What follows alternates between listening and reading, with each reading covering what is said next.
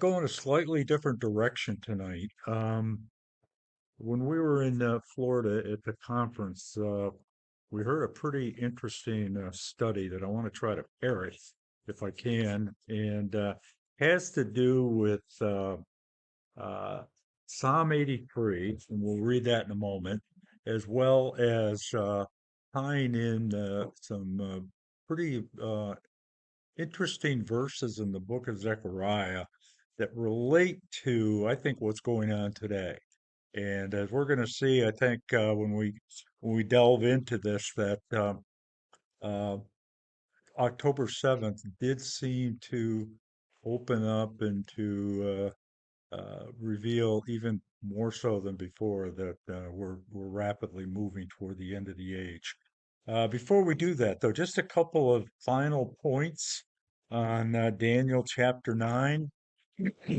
We talked about the Antichrist, and I've just got some quick tidbits here about him that we didn't get a chance to talk about. But uh, in terms of the scriptures, he has many different titles.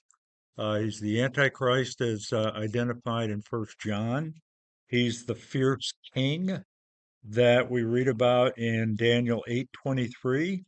He's the master of intrigue, also Daniel 8:23. He's a despicable man, Daniel 11:21. He's a worthless shepherd, Zechariah 11:16.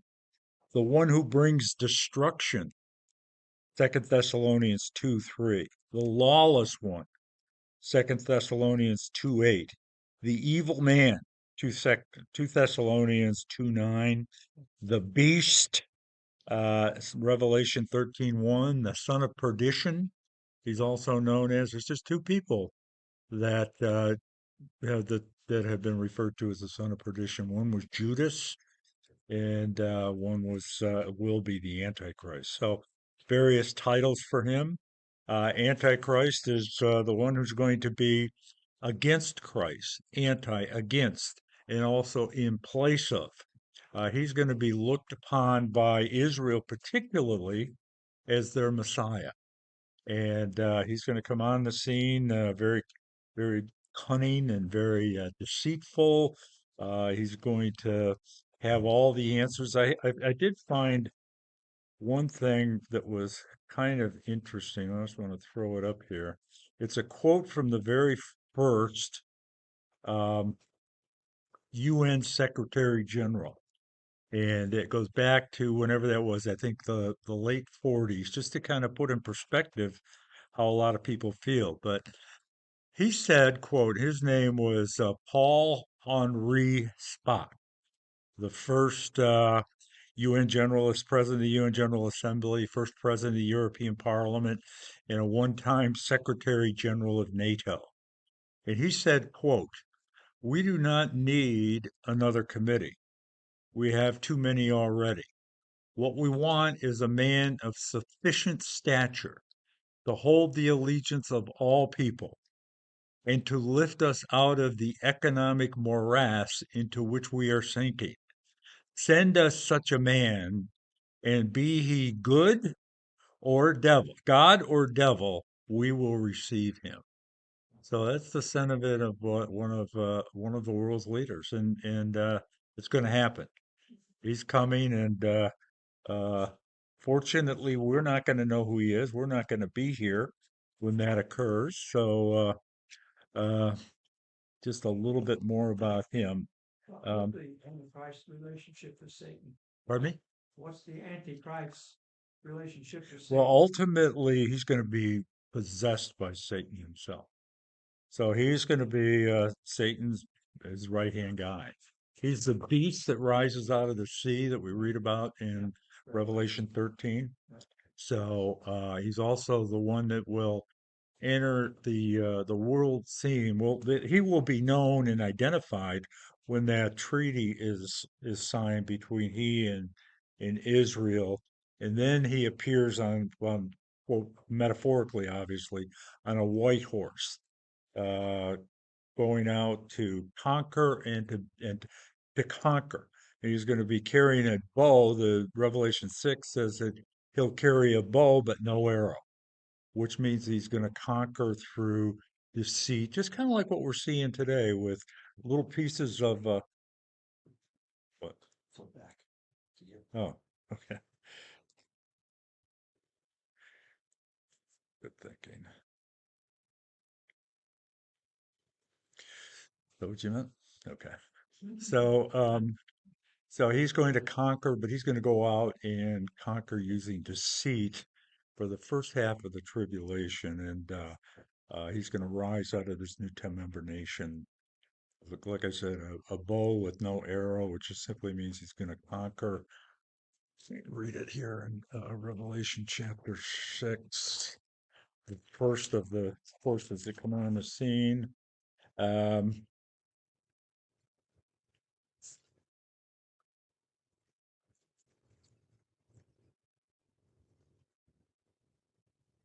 Revelation 6:1. I watched as the Lamb opened the first of the seven seals. So during the tribulation, actually, chapter 6 of Revelation is where the actual tribulation starts. And it says that I watched as the Lamb, which is Jesus Christ, he's the only one that can open these seven seals. So you have a series of seven seals, seven trumpets, and seven bowls, all judgments, with getting worse and more severe as time goes on, and culminating with the Battle of Armageddon over this period of 7 years. But it begins, and it says in verse 2 of Revelation 6, I looked, and there before me was a white horse. Its rider held a bow, and he was given a crown, and he rode out as a conqueror bent on conquest. So he's going to begin to conquer, at least at the beginning stages, through peace and deception. Kind of like what we're seeing today. I think we're seeing a lot of preludes to that too, with our subtle loss of freedom. You talk about uh, central bank digital currencies and the blockchain and all the other things that are going to come into play. And it's just one subtle step, or what could happen with the World Health Organization in May. One more step, or digital identity, how we're just giving, or like, think of the freedom that was lost. And I think it was a test during the whole COVID thing, where people were locked down, yeah, from a disease that was dangerous for some people, but you talk about the mass deception that was poured out during that period of time. So then ultimately, after that, um, then war breaks out and famine. So he comes on the scene, but he's going to be anything but a peacemaker. He's going to deceive Israel and go out. And ultimately, at the midpoint of the tribulation, as we all know, he's going to demand to be worshiped as always Christ. And people will be required to have a mark on their right hand or forehead that identifies them with him, lest they be able to buy or sell. So, and again, we're seeing a lot of that being set up today.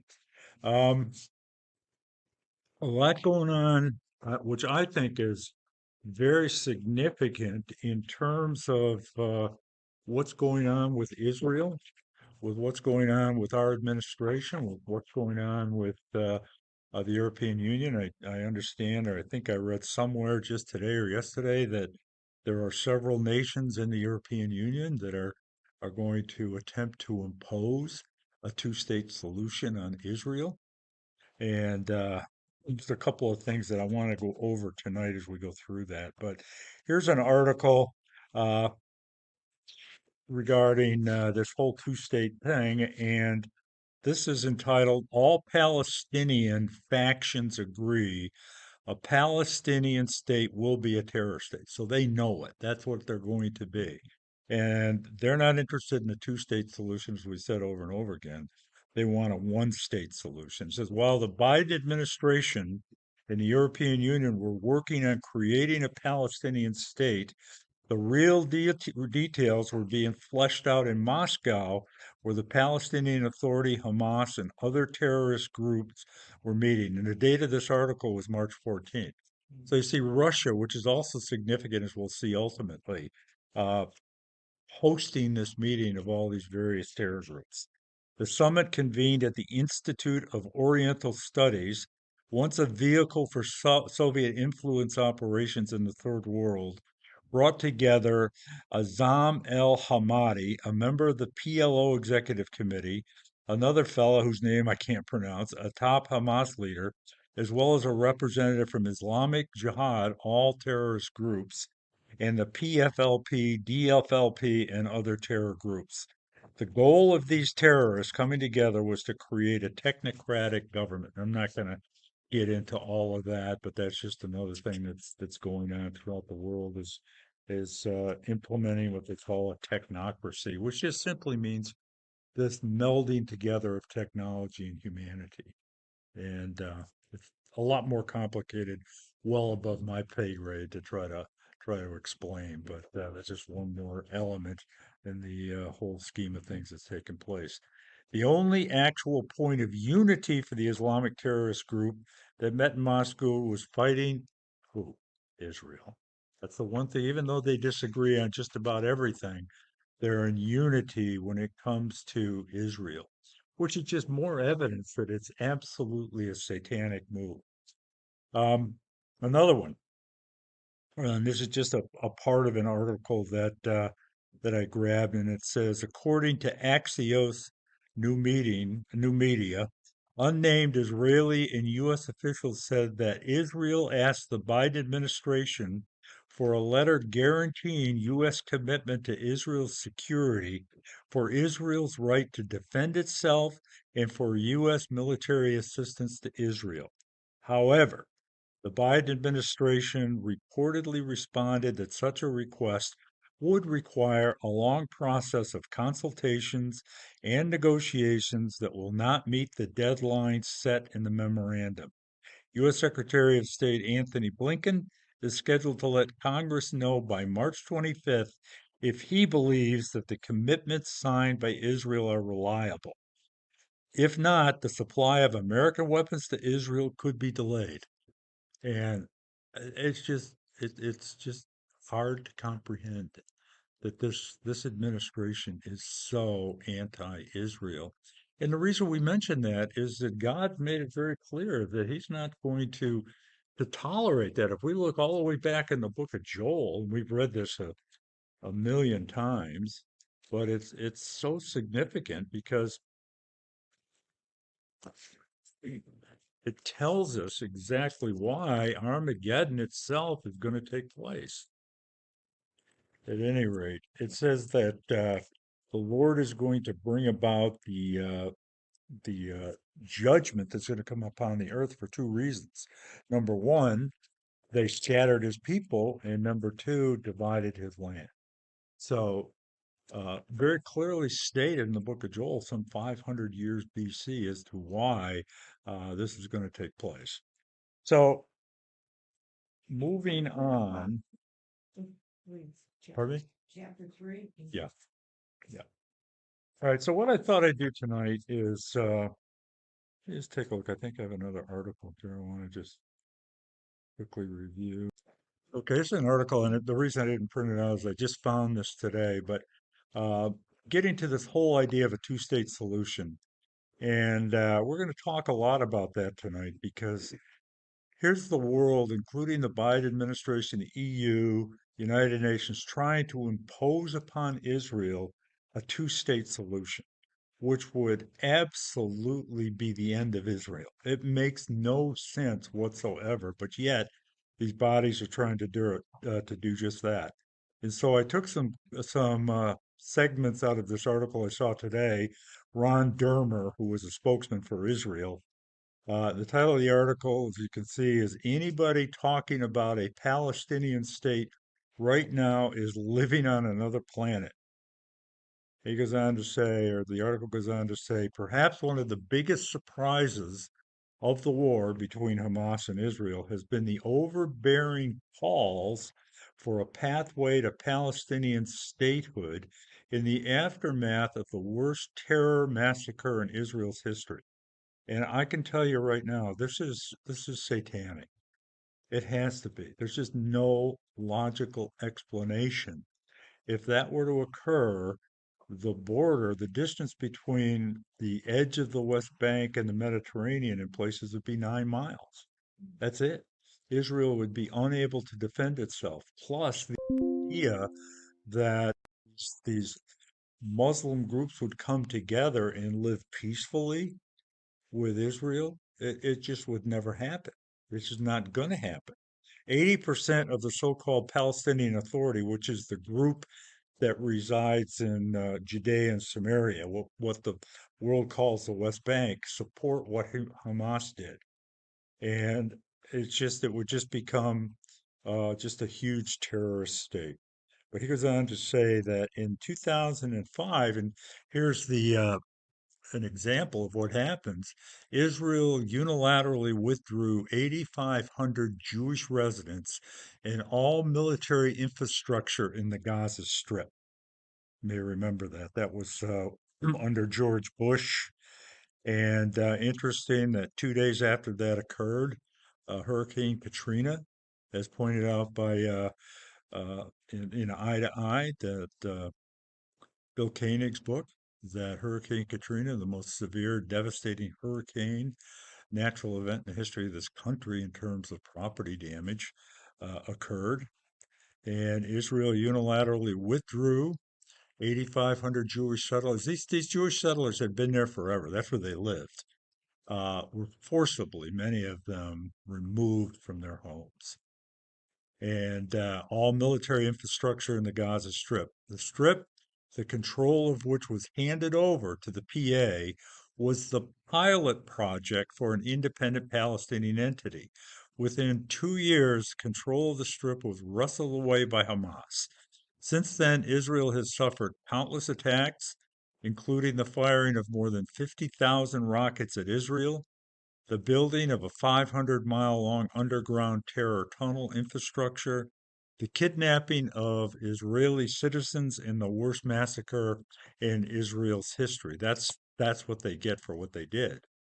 The massacre proved Israel's fears correct, that an independent Palestinian state would be launched for continuous terror and an existential threat to the Jewish state. It's absolutely what would happen. But yet, you know, many foreign nations and others are calling for this. It just makes no sense. And yet the international community is now doubling down on calls for Palestinian statehood, regardless of the Palestinians' inability to deliver Israel peace in exchange for the land it seeks. So this is Dermer's response, and he says anybody talking about a Palestinian state right now is living in another planet, because it will be the greatest reward for terrorism. That the international community will reward somebody for doing what was done on October 7th would be a complete disaster. If tomorrow there would be a Palestinian state, it would be a clear and present danger to the Jewish state. So the idea that there would ever be a Palestinian state really kind of defies anything that we know. And here's something, I'll just throw this up. This makes me so nauseous. I don't even want to look at it, but we'll just look at a little bit of it. Some of you may have seen this on the news the other day. Chuck Schumer delivering his famed, did anybody see this? Yeah.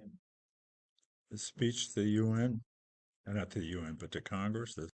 Without them, it cannot succeed. Probably Middle Eastern powers like Saudi Arabia, the United Arab Emirates, Egypt, Jordan, other mainstream Arab states can have immense power and influence with the Palestinians. Working with the United States, they must responsibly deploy their clout, their money, and their diplomacy. Let me go back.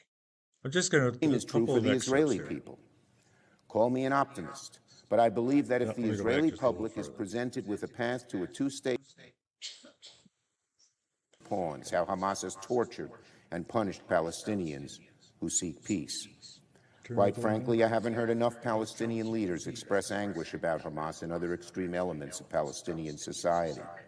I implore them to speak up now, even when it may be hardest, because that is the only true way to honor the lives of all those lost, by transcending the enmity and bloodshed and working together in good faith for a better future.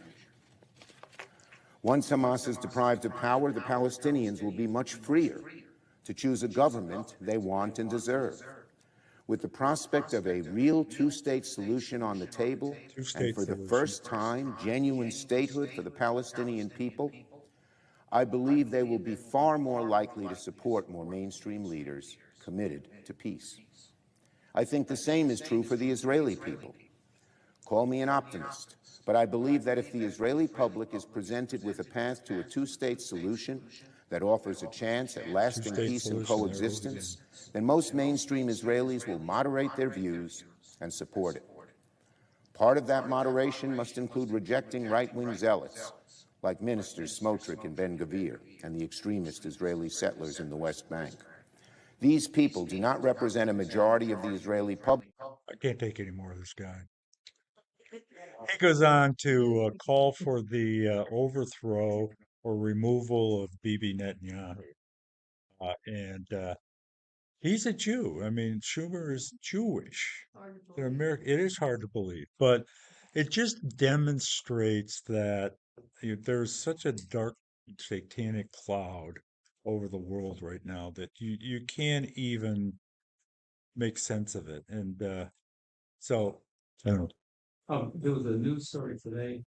I don't remember the exact details, but I think it was a Hollywood director who was making a speech in front of, it might have been the Academy Awards, I'm not sure.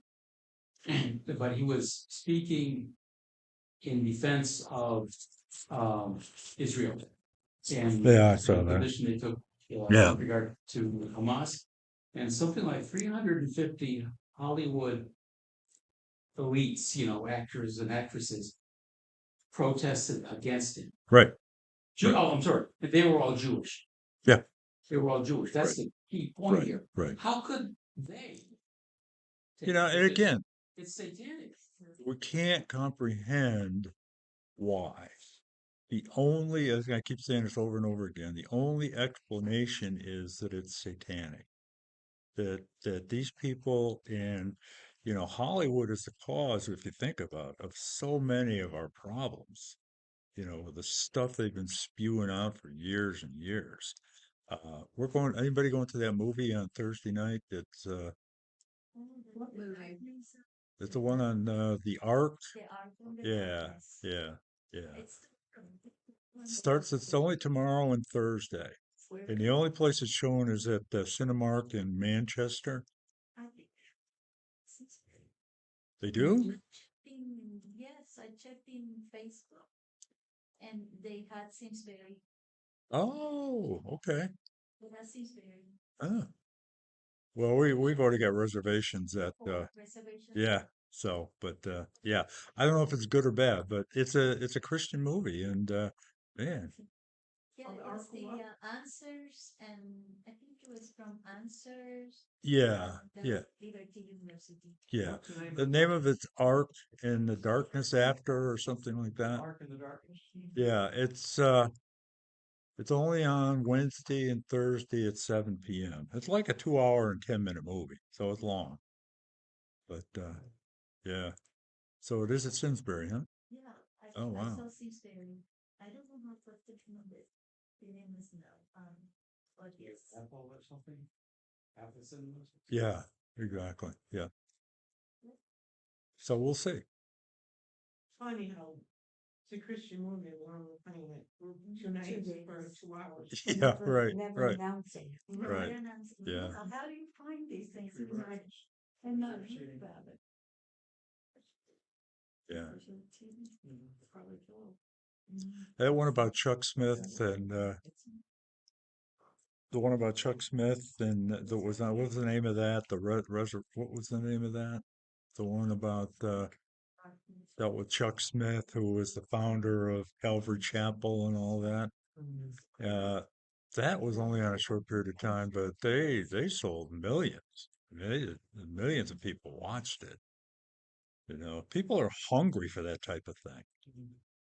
Because you're either watching some kind of surreal, you know, crazy thing or whatever. Yeah, they have it in the Apple Cinemas in Oh, Wilkes-Barre. Yeah, it's also in West Springfield and Buckland Hills. You yeah, go that's where we're going, those, Buckland Hills. and it's reservations, it looks like. Yeah. Yeah. But the last I saw, the Buckland Hills still had plenty of seats. So, yeah, it's relatively cheap for a movie too. It's only like $12. I guess maybe I've been questioning a lot more, but I think of David and Goliath. The weakest was David. God came in, gave him the strength. Is this what's going on now? Is God testing and saying, let this take place? It's interesting you would say that because we're going to talk a little bit about that tonight. And particularly when it comes to Israel, absolutely. And we're going to see some examples of that. And I believe that if we knew everything that's going on, and I'm just going to go through some of I want to talk about some of try to straighten out some of the things that are being said about Israel in terms of the number of casualties and so forth. But just the ability of Israel to come together the way they did and to fight this war that's never been fought before, the type of battle, and to be able to do what they've done, and to basically, I don't know how many, 300,000 troops, of which a significant percentage were reservists that hadn't been trained in a long period of time. God's with them. And also tell me why Hezbollah has not yet attacked. You know, it's just I think we're seeing divine intervention, but we're gonna take a look at that as well because there is ample evidence in Judges and other places where God has done that for them before. And if you look at the history, it's just unbelievable. Just do a Google search on miracles during Israel's wars. I mean, it'll blow your mind. Things that have happened.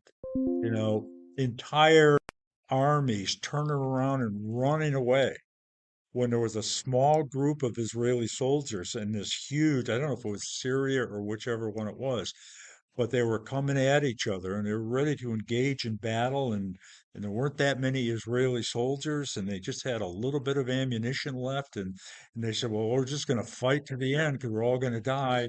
And the next thing you know, this huge army turns and runs away. And so one of the leaders of each group got together several years later, and one said to the other, from Israel said to the other, well, what happened? He said, what do you mean what happened? You had thousands of soldiers behind you. They were angels, you know? And there's just one story after another. And, David, he was hiding. oh, yeah. He was Right. hiding. Right. He was touching. All right. So, The strength that yeah. down to you know. So here's what I'd like to do over tonight and maybe the next time we get together, and maybe even after that. But try to get a handle on what's going on now in the Middle East. Because remember, as has been stated, Israel is the focal point of Bible prophecy. If you want to know where we are on God's prophetic time clock, look at Israel. Israel's like a clock. Israel is the hour hand, Jerusalem's the minute hand, Temple Mount's the second hand.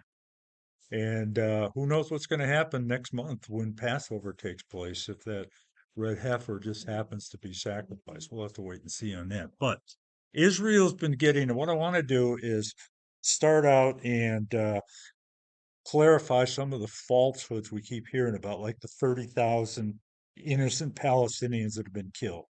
You know, absolute nonsense. But we heard that even from our president. He said, we can't have another 30,000 killed. And we'll see that number is coming only from Hamas. And we'll talk about that.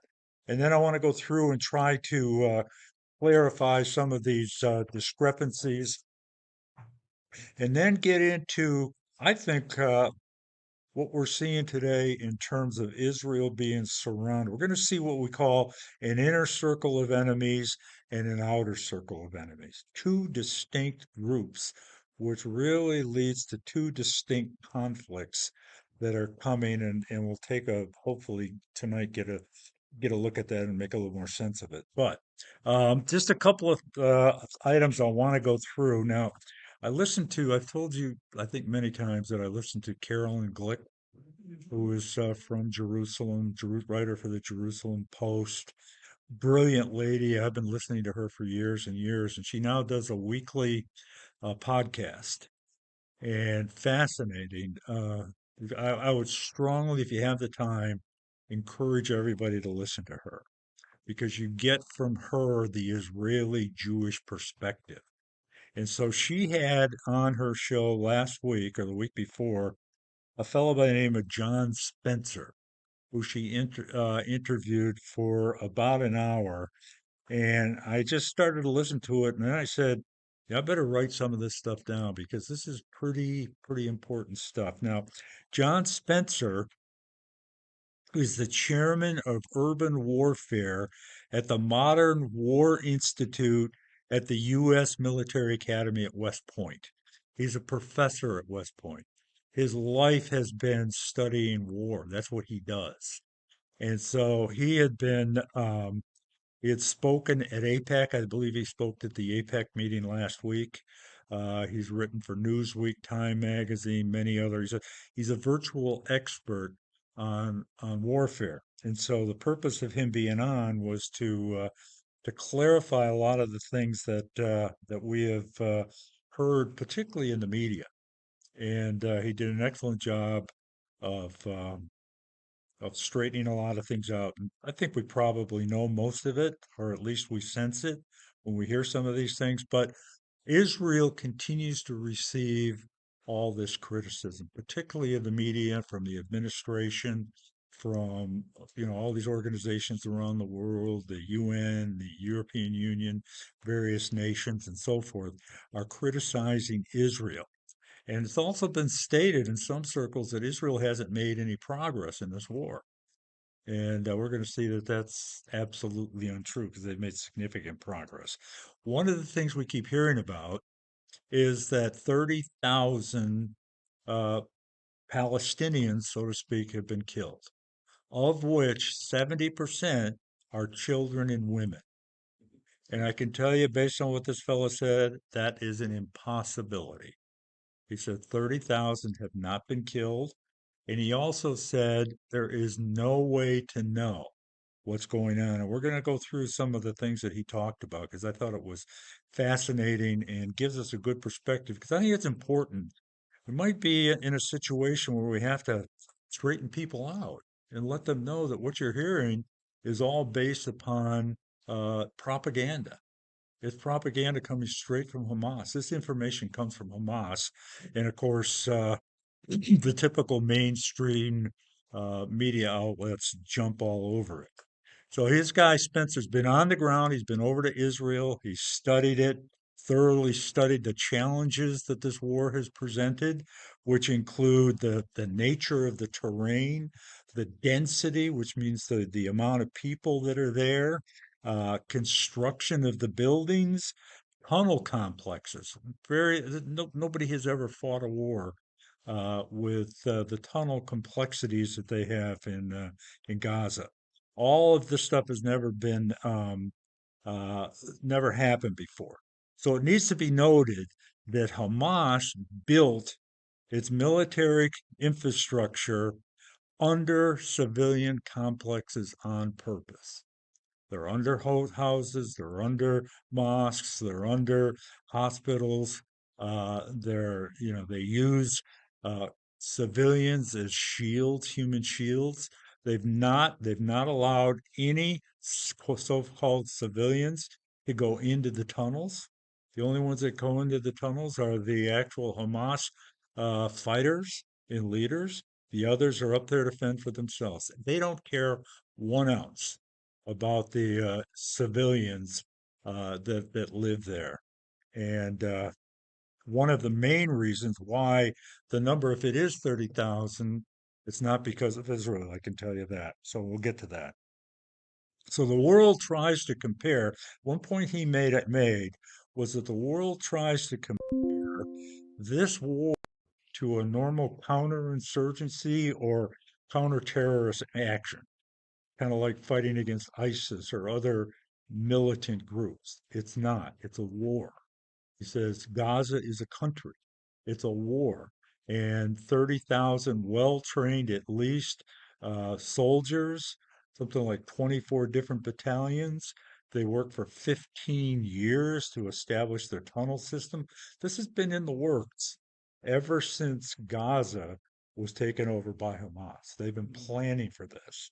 And and the idea that they could just stop the fighting would just mean that it would start all over again.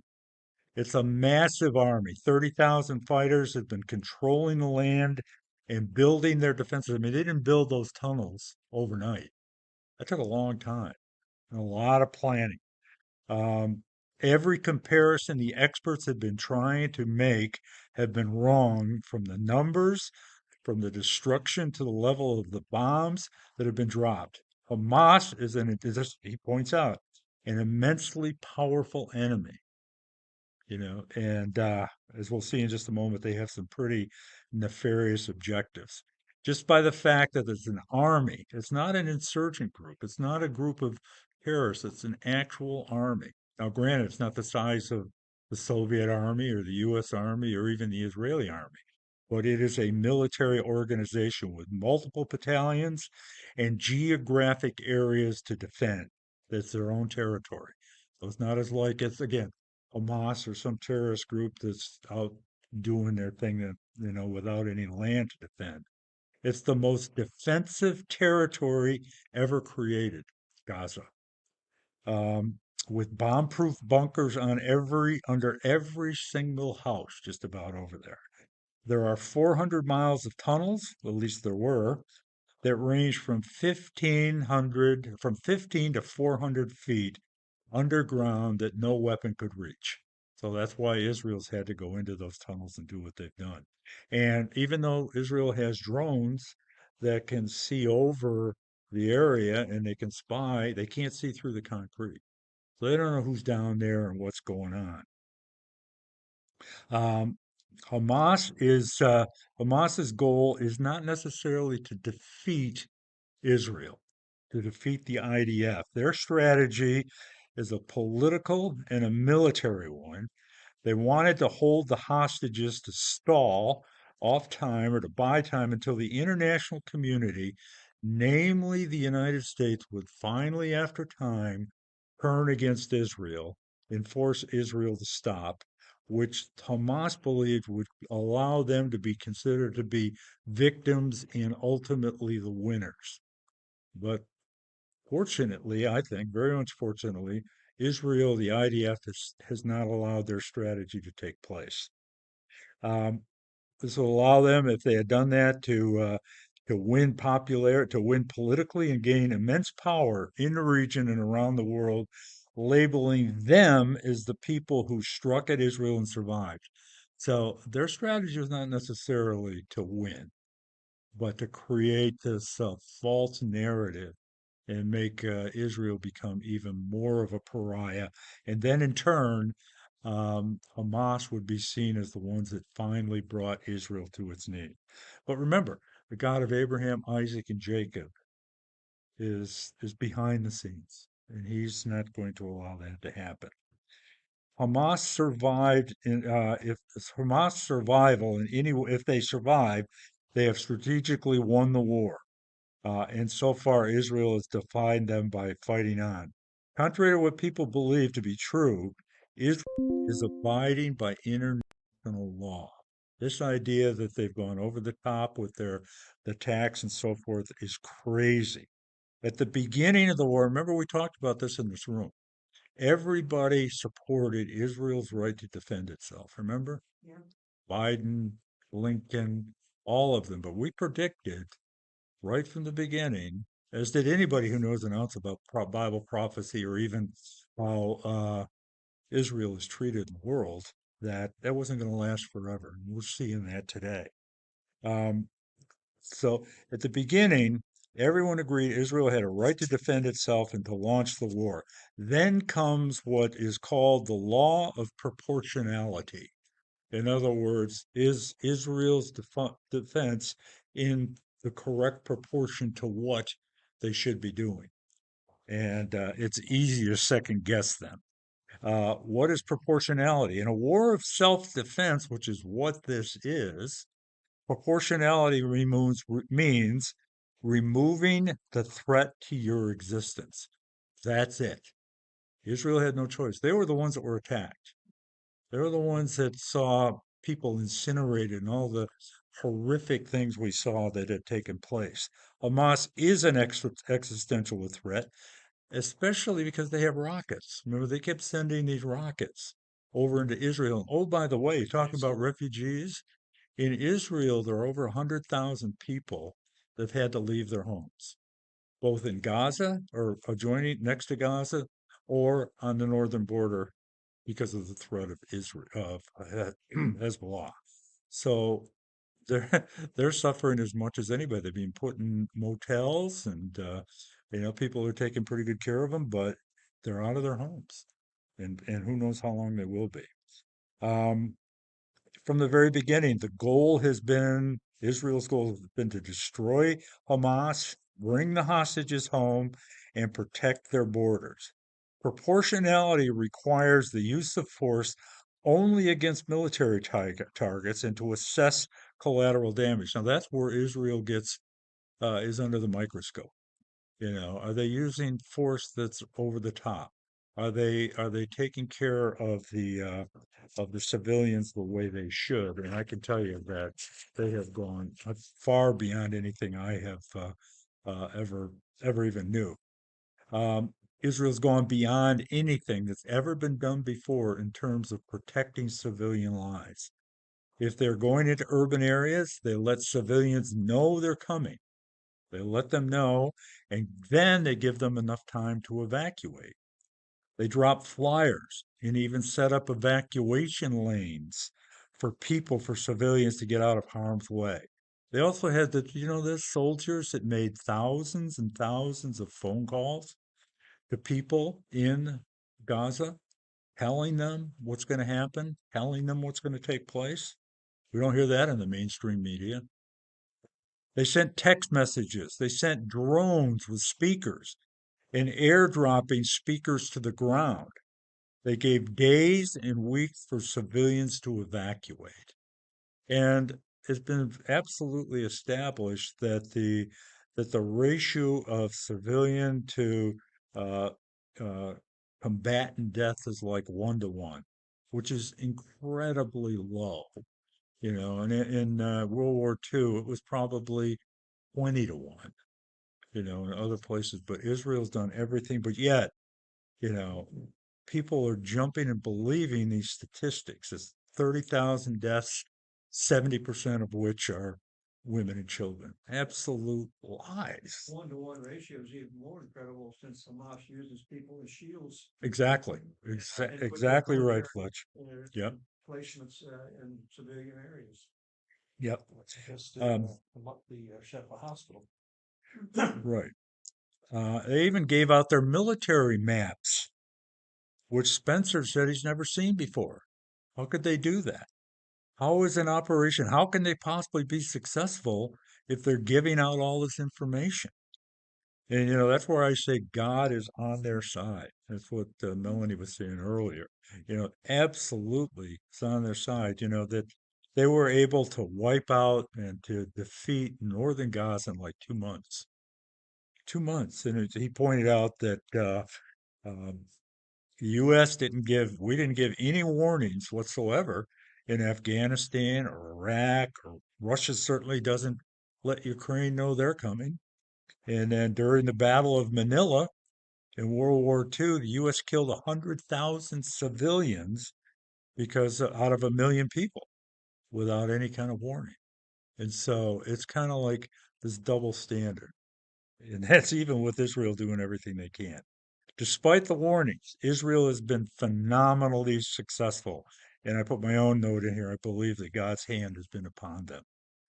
Despite all the hurdles, 30,000 fighters in military grade tunnels underneath cities who want as many when I say they, the Hamas civilians as possible to die. Very unique. They want their people to die, to make themselves look like they are the victims. The tunnels under Gaza could easily accommodate the 2.2 million civilians that are there, yet Hamas leaders will not allow them to enter the tunnels. And as Flesh just said, they hide behind civilians. They even, as civilians have been given warnings to go somewhere because this attack is coming, Hamas uh, combatants will actually follow them out of harm's way. So, Israel's destroyed 18 of their 24 battalions. The number of IDF forces, while just one would be tragic and is tragic, but the number of IDF soldiers killed has been far less than anyone would ever imagine. The number of civilians who have died in Gaza simply cannot be known. It's an impossibility to know. In fact, there was a guy on with either Jesse Waters or Hannity the other night. He was a or no, he was on with Mark Levin, I think, a statistician from University of Pennsylvania, who said there's no way we can know how many have been killed. And he says, just think about, remember the incident with the hospital way back when the rocket allegedly hit the hospital and 500 were killed, and they knew that 500 number instantly, and they're spreading out, and all these news agencies are making a big deal out of the fact that Israel hit a hospital, killed 500 innocent civilians. Well, as it comes to find out, it was Hamas's own rocket that malfunctioned. It landed in the parking lot, and it killed, I don't know how many people, but nowhere near 500. So he says there's no way that you could assess, even if it was true, 500 civilians that quickly. There's no way. And then they pointed out how difficult it is in Israel to count and identify victims there after what's happened to them. So If I remember right, the number was something like 20 or 30. I think it If was. that. It's a really small Yeah, number. It was very. yeah, it was. It was very small. That's what I find it. The bottom line is that 30,000 have not died in Gaza. There's no way to know that number. Also, the number does not include Hamas combatants. It's all 30,000, of which 70% are innocent children and civilians. In war, there's two groups of people: there's combatants and non-combatants. And in Hamas, I mean, think about it this way: that 80% of the civilians, of 80% of the people in Gaza support what happened on October 7th. 80%. And in the Palestinian Authority in the West Bank, where there are Palestinians, different group, but the same motives, it's like 75 to 80% as well support what happened on October 7th. And these are the people that Biden and Schumer and others say will make excellent partners once they have their own independent state. So if Hamas survives, they win. This would further turn Israel and turn the world further against Israel, which is their goal. Right now, the Biden administration is living up to Hamas's expectations. Despite the U.S. falling into Hamas's trap, which we have, although I don't know if it's, if I think it's intentional. The IDF is continuing operations where they say they've not been successful. You think about it, and again, we mentioned this earlier, bringing all these reservists in that haven't been trained. Nobody's ever been trained in the type of warfare that they've had to encounter, particularly with tunnels. But the IDF has figured out, how did they figure it out? How to get things done? How did they do that? I suggest to you that it's the God of Abraham, Isaac, and Jacob. And we'll see a good example of that when we get to the book of Zechariah, how even God says that he'll confuse their enemies. Pretty amazing stuff. So the rhetoric doesn't match the facts. They're not only reducing civilian casualties, but in many cases preventing them altogether. Nobody has ever done more than Israel to prevent civilian casualties, as we just noted. So Hamas hides behind civilians, even following them to pay heed to Israel's warnings. Um, and then so we have, oh, this was really interesting. At the very beginning of the war, that several U.S. generals sat in with the Israeli strategists in preparation for the war. They were there in the war room, which they basically imposed themselves and forced themselves into these meetings. And just look at Ezekiel chapter 37. Talk about fulfilled prophecy. 37 and it was 10. Oh, yeah, there it is. Thank you. It was 10. So I prophesied, this is Ezekiel, about the future as he commanded me. This is Ezekiel talking, and breath entered into them. This is a prophecy about Israel coming back into the land after being dispersed for centuries. That God was going to bring them back, and then He was going to bring life back or breathe life into them, and then ultimately the Spirit would be renewed within them. They came to life. This is the Israelis, the Jews, returning to Israel, stood up on their feet, a vast army. And in some places, that vast army symbolizes or can be interpreted as a mighty army. So, and that's exactly what we have. We have all of these, just in the last 75 years, Israelis, Jews coming back from the four corners of the earth and forming one of the most powerful armies that's ever existed. But these U.S. generals attended the war planning meetings with Israeli military leaders, instructing them how to fight this war. When nobody has ever fought a war like that before, and they've never engaged in anything like that before. Their suggestions were based upon their experience of fighting counterinsurgencies, not a war, in Afghanistan and Iraq. The truth is, there are very few military leaders that are even trained in urban warfare. Nothing to compare to what the IDF is fighting in Gaza. Fact, Gaza is right at Israel's doorstep. So they're fighting for their existence. America's never had to fight a war like this, and we never will because we don't have enemies like that right on our border. I don't think we're going to see Canadians coming over and killing 1,200 people or Mexicans. Yeah, that's not going to happen. And Bob, no one in the world ever fought a war against an enemy that had tunnels like they did in Gaza. Right. How do you deal with that? Exactly right. But they have. Yeah. That's the thing, though. They have. Yeah. It's amazing. I think amazing what they've done. No one else would do that. If Mexico did what Hamas is, we would respond the same way.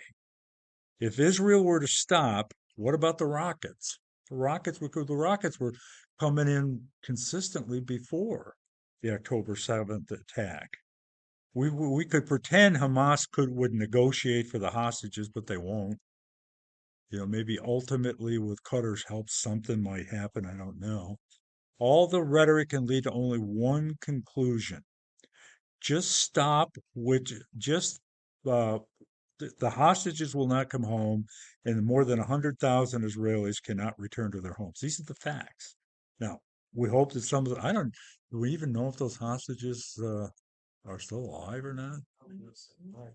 Yeah, we don't know.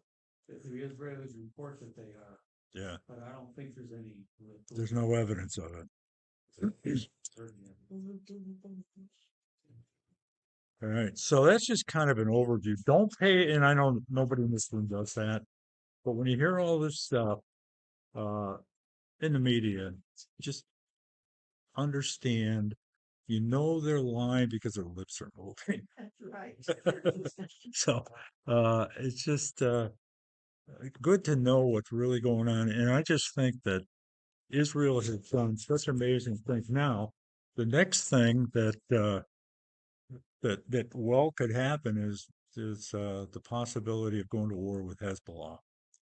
Hezbollah's to the north. They're in Lebanon. That's another Iranian proxy. And it's a lot different. Now, there are reports that they too have tunnels, and the terrain is different. It's not packed in like it is with Gaza. It's more, wooded areas and open fields and different things like that. But the difference there is that Hezbollah has well over 100,000 rockets, some of which are ballistic. In other words, some of them have been made into smart weapons. In other words, guided. Whereas the ones coming from Gaza are just throw them up and see where they land. But the ones many of the ones in Lebanon are far worse. So it's been reported. We heard at the conference that it was reported by Bill Koenig and Bill Salas that they had heard that Iran has given Hezbollah the green light to go ahead and commit an all-out battle against Israel. From what I heard, I think from the very top individual, one of the finance letters that I get, but he says, I don't want to be political, but because it's so pervasive in everything else, I mean, if you're going to invest in anything, you have to know where the politics are going. That's an aside. But what he said that the Hamas is called the junior army, Right. and Hezbollah is the senior army, Exactly. because they're so much larger. Exactly. Yeah. And in fact, then the leader of Hamas isn't even in Gaza. He even put up, I think, in the UAE Yeah, at he's a in Qatar. large palace, almost a Yeah. palace, and given everything. Right. Well, I read today they got the number 3 guy. They took him out. Okay. And they actually had the leader, whatever his name is, on video with his family going through some tunnels underneath in Gaza. So they think he could, he has a mansion in Qatar, but and lives, he's a billionaire Yeah. because he siphoned off all this money. People in Gaza are starving to death because what happens is that Hamas comes in and they take all this humanitarian aid, they sell it on the black market, and make all this money while their people starve to death. And then we hear that Israel needs to do more for, in terms of humanitarian aid. And Amir will say over and over again, they have everything they need, but yet it's always Israel this, Israel that. But yet that is, to me, the most telling sign that we're getting close to Jesus' return, because it says at the end, Israel will be alone. And you look what poor Netanyahu's going through now, and what Israel's going through. And Schumer and Biden and Blinken and all these this cast of characters telling the world that Netanyahu has to be, voted out of office when he's the duly elected prime minister of Israel. And he is supported by 85%. Now, maybe people don't like him, but 85% of Israeli citizens support the strategy that Israel has in place, and nobody is interested in a two-state solution. That's why, if you listen to Schumer, he said that I believe, be the optimist that I am, that that the citizens will change their way of thinking once we get a new administration in. In other words, lay down your arms, let these 6 or 8 battalions or whatever in Rafah, was that in Rafah, to let them go where all the leaders are, and who knows how many troops, reorganize and just do the same thing all over again. So, all right. What you were saying with how it's following on is Iran is trying to make Israel look really bad because Israel was getting so close Right. to having the Abrahamic Yeah. thing with Right. Saudi Arabia. Yep.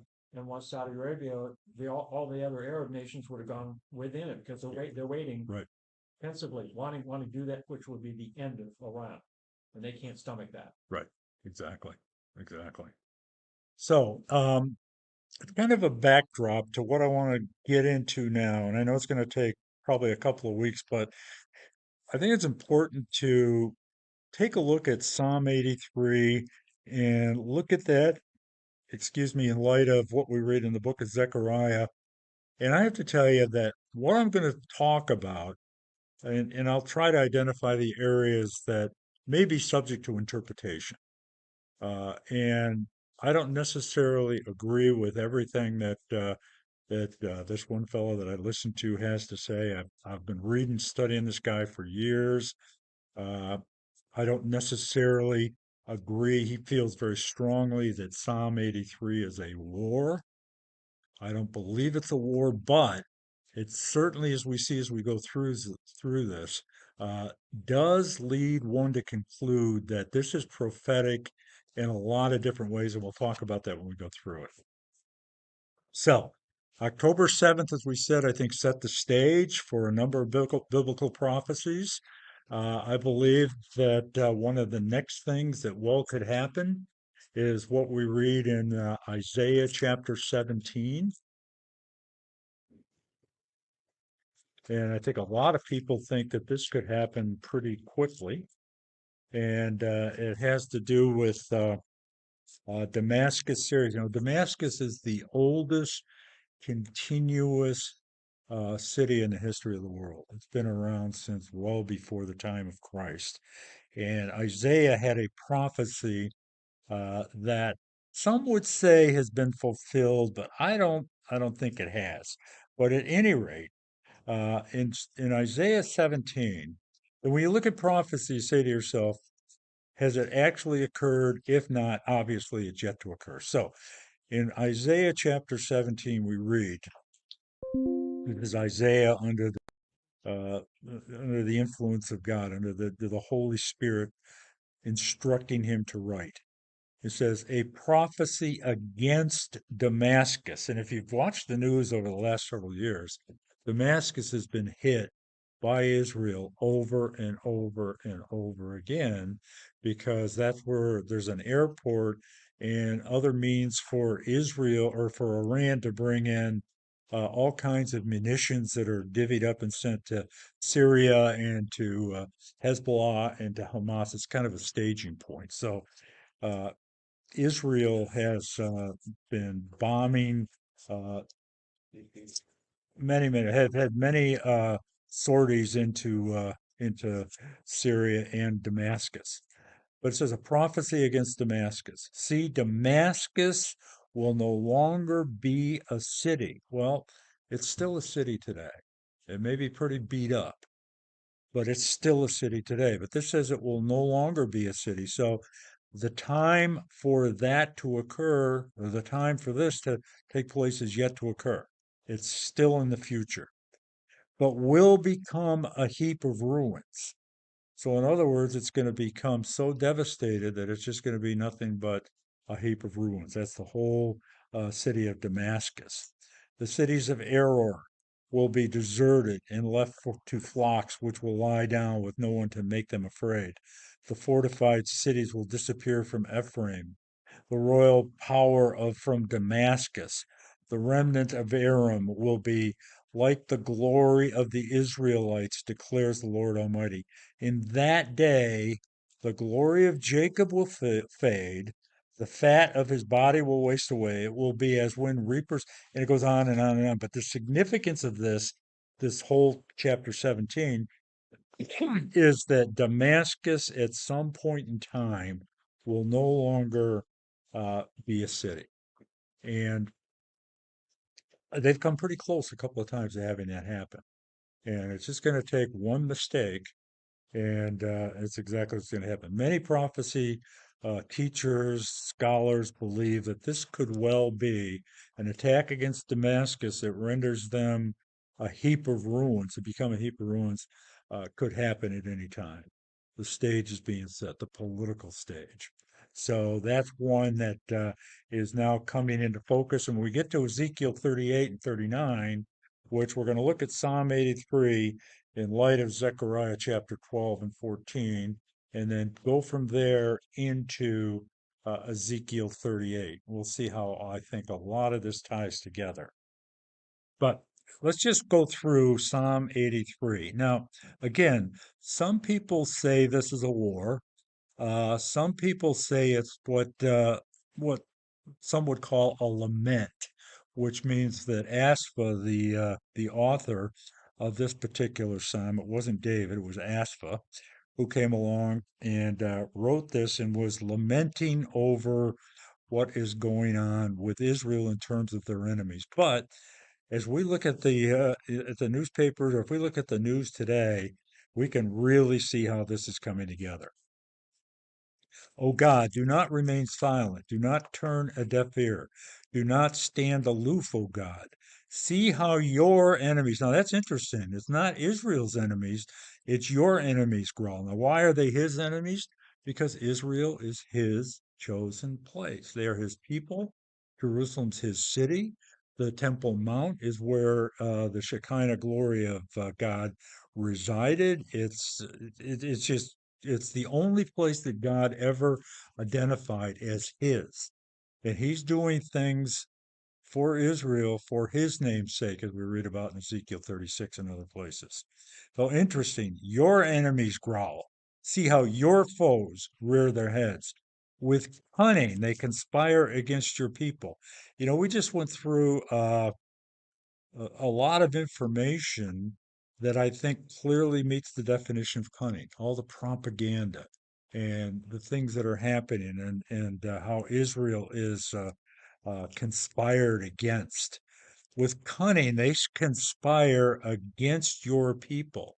I mean, think of Schumer, think of Biden, think of all the nations that are buying into the propaganda and how bad Israel is. They plot against those you cherish. That to me is a strong message.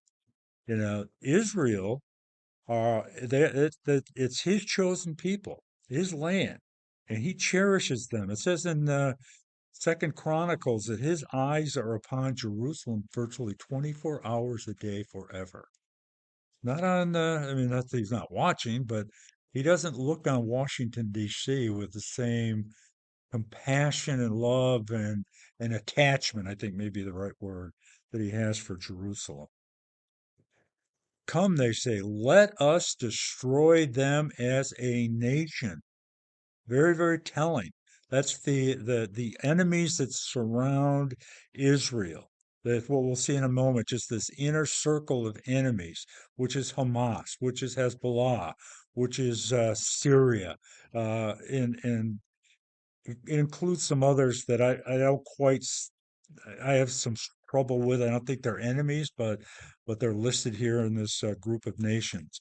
But they come and they say, "Let us destroy them as a nation." Why do they say that? Because they don't want a two-state solution; they want a one-state solution. So that's why they want to destroy them as a nation. And oh, by the way, wouldn't Israel have to again be a nation in order for their enemies to want to destroy them and end them as a nation? Let us destroy them as a nation so that Israel's name is remembered no more.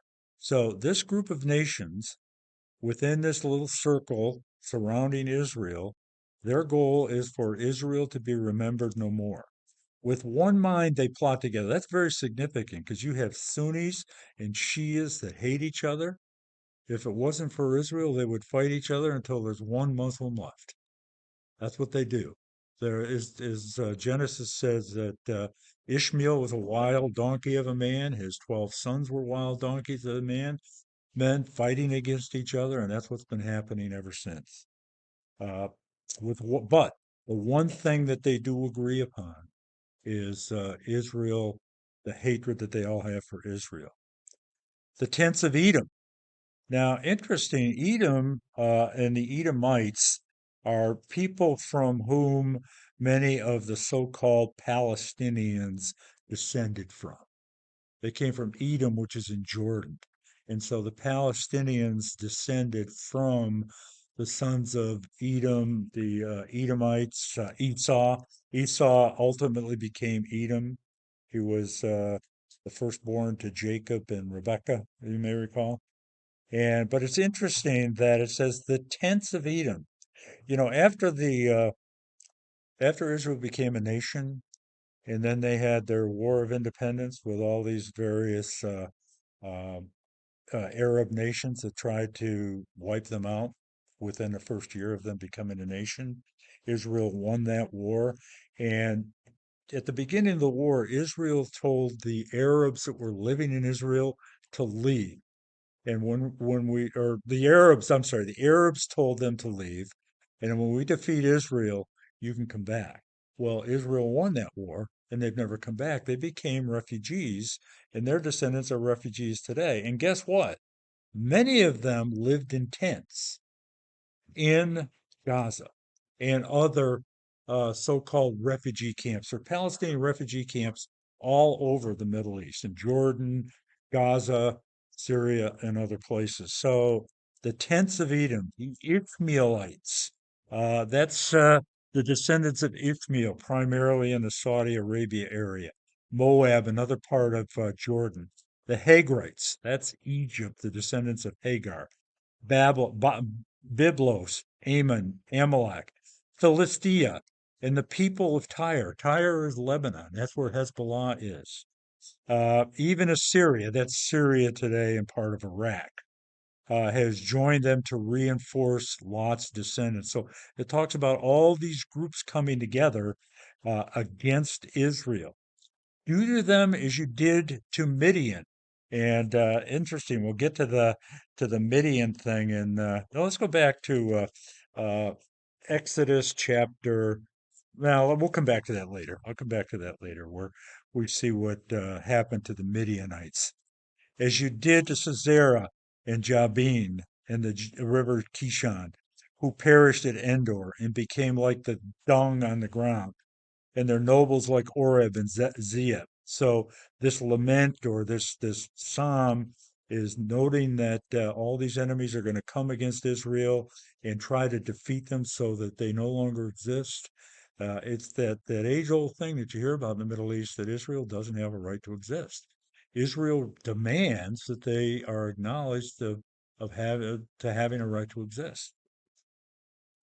That's why the psalm says that they will be remembered no more. Who said, "Let us take possession." This is what the enemies say of the pasture lands of God. Think about a two-state solution. Let us take possession of it. Make them like tumbleweed, my God, like chaff before the wind. As fire consumes the forest, as a flame sets the mountains ablaze, so pursue them with your tempest. And this is what God has done for Israel throughout history, and we'll see a few examples of that next time. Terrify them with your storm, cover their faces with shame, so that they will seek your name. May they ever be ashamed and dismayed. May they perish in disgrace. Let them know that you, whose name is the Lord, that you alone are the most high over all the earth. So there are people who have written complete books on Psalm 83, considering it to be a war. And let me just, before we go, uh, show you one map. I'll show you two maps, actually.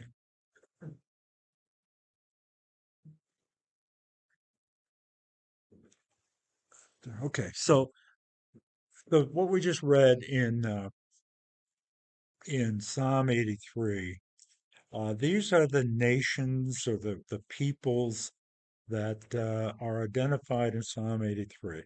You'll notice Assyria, Tyre, Lebanon, Philistia, which is Gaza, Amalek, the Hagrites, Ishmaelites, Edom, which is Jordan, Moab, and Ammon, all part of Jordan. These are the nations that immediately Israel. It's what many call the inner circle of enemies. It is not the same group, as we'll see when we get more into this, that forms the outer circle, which we'll talk about when we get to Ezekiel 38. So we see we have two groups of people. We have this inner circle that we just mentioned that are identified in Psalm 83. And then when we get to Ezekiel 38, we'll see that there's another group of nations that's ultimately going to try to move on Israel. That's this confederation of Russia, well, Magog, Meshach, Rosh, all Russia, Persia, Iran, Togarmah, Gomer, Tubal, all part of Turkey. And then we have Put, which is Libya, and Cush, which is the Sudan, so to speak, in Ethiopia. So you have these groups that are ultimately going to try to make a move on Israel. This is not the same group of nations that we just read about in Psalm 83. So you have what we could call the inner circle, which are the Psalm 83 nations, and the outer circle, are the Ezekiel nations. And I think as we get into this, it'll all start to come together. Next time when we get together, I'll just introduce real quickly, and then we'll stop where I want to go with that. I want to start in. I want to go to Zechariah, one of the most prophetic books in the Bible, if you will. Zechariah chapter 12, and then we're going to look at chapter 14. And having listened to this presentation in Florida a couple of weeks ago, I've kind of got a slightly different perspective, although I'm not completely there. But I think that as we go through this, we're going to see there's some distinctions because some of uh, of Zechariah chapter 12 particularly is a reference to the Battle of Armageddon, but some of it is not. And so let me just introduce the very first uh, couple of verses and then we'll quit. And then we'll come back to it next time. And we're going to tie in what we just read in Psalm 83, and we'll also tie in a little bit of Armageddon to it as well. But in chapter 12 of Zechariah, a prophecy. This is a prophecy. The word of the Lord concerning what? Israel in the latter days. The Lord, and here's the Lord is going to lay out his credentials, essentially citing and restating what we see in Genesis 137, where he identifies people as being created in his image, both physically and spiritually. Men and women are created in the image of God. And so we've got all these people out there that are trying to destroy that basic fundamental fact. Because if we're not, if we accept all these things that we hear about in terms of the sodomy and all the different things that take place, then being created in the image of God doesn't necessarily fit, particularly with multiple genders and all these things. It's an attack on what we read about in Genesis 137, where it specifically says that male and female are created in the image of God. Doesn't mention 37 different genders, male and female. End of conversation. So that is an aside. What we see here is that in chapter or verse 1, he lays out God's credentials because he's going to really hit us with some pretty heavy stuff in the following verses. The Lord who stretches out the heavens, that's who's given this prophecy, the creator of the universe, who lays the foundation of the earth and forms the human spirit within a person. That's who is going to be, that's who is going to lay out the prophecy or prophecies that follow. And then that God Almighty is the one that goes on to talk about Jerusalem and being surrounded by enemies. And I think you're going to find it, I found it very interesting that you can so easily make a connection between what we read here and what's going to happen. Let me just say this. Let me just take a look real quick at verse 4. Thinking about what we just read in Psalm 83. On that day, I will strike. This is God, and I think what this is saying here is that as we get into the times in which we're not in now, with all these enemies coming against Israel, God Himself is going to help level the playing field. Much of what's going to happen is going to be the IDF, but God is going to be there helping them. And it says, on that day, I think the day referenced in Psalm 83, the time in which we're living now, remember as we go through this, we'll see that God's the one that does and orchestrates everything. I will strike every horse with a panic and its rider with madness. Now, obviously, they're not riding on horses today. There's tanks and weapons. So I think that you could easily make the case that what this is saying is that as these other nations come against Israel, I'm going to confuse the weapons. I'm going to cause mayhem. I'm going to cause them to break down. Who knows what's going to happen, declares the Lord. And he says, I will keep a watchful. All this stuff is going on over there, and it's going to get potentially worse. I will keep a watchful eye over Judah, but I will blind all the horses of the nations. What nations? Those nations that surround in this inner circle. It's not referencing the outer circle, because that confederacy is going to be defeated by God Himself without any Israeli IDF intervention whatsoever. That's separate and distinct. But in this one, the IDF is going to do it. That mighty army we read about in Ezekiel 37:10. They're the ones that are going to do it, but God's going to be watching them. He's not going to let them become overrun. He's not going to let them be defeated. So a lot of I think fascinating things, and they're going to come out strong. It says in verse 5, the cities, the clans of Judah, which is Israel, will say in their hearts, when, after all this is done, we're not there yet. I think that I would venture to say that certainly God's keeping that watchful eye over Israel right now, and that He is impacting the enemies. And when Hezbollah takes place, if it does, watch out. Everybody thinks that, you're going to see buildings collapse in Israel and all these things. I don't know. I think I think He's got other plans.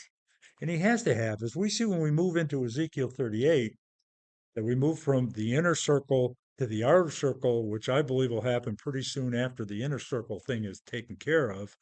It says that Israel has to be in peace and safety. They're not in peace and safety right now. So somehow, as we're going to see when we go through this, they have to move from here and then to the soon outer circle confederacy that's going to move upon them at a later time. And I think that the timing, right now, we're watching Hamas, which is, the tents of Edom and all those things being severely taken care of. You've got the world wanting Israel to be no more. And I just pray for Bibi Netanyahu, because he is up against so much. But this is, I believe, we're in the midst of phase one. I can't say what's going to happen. Everybody's talking about this next war with Hezbollah, which could be happening. But if it does, verse 4, I will keep a watchful eye over Judah, but I will blind the horses of those nations. So count on it. Call me the eternal optimist if you want, but I don't think that Hezbollah has had power that the world reports them as having. Yeah, and it's also known that they're no match for Israel. Right. Now that's number one. And number two, God is in control of it. He's not going to let Israel fail anyway. Oh no, that's what I'm saying, and that's The world could say they've got 100,000 rockets. I don't really care. yeah, Israel's going to wipe them out, or they're not half. right. They're all a lie and they're duds, or you know what I mean. It's not like Israel's problems. Yeah, there's a lot of things that could When happen. you're saying, the peaceful time with Israel, wouldn't that be what would come about by getting the accord with Saudi Arabia and then the other Arab nations? So that would become the peaceful time. It could be part of it, sure, sure. And that would, and because Yeah. if they all join the accord, then Yeah. Iran is out. They can't do anything Right. at that point. But Iran will be a huge factor when we get to Ezekiel 38. Yeah, Right. but they're Right. they're doing everything they can now to Right. prevent And we have heard that that coming. that they were very concerned about the Abraham Accords in Saudi Arabia becoming a part of it. Hmm. But don't forget, Saudi Arabia had a proviso that said, we'll join, but only if you allow for a two-state solution. But again, I think that makes sense. That's a very distinct possibility. That's how they could get, first of all, I think Israel deals with the immediate situation. Then when that's over, back into the Yeah. Abraham Accords. Yeah. And If then all the other Arab nations have joined with Israel, then they will all put force on Iran so that Hamas and Hezbollah will have to stand down. Right.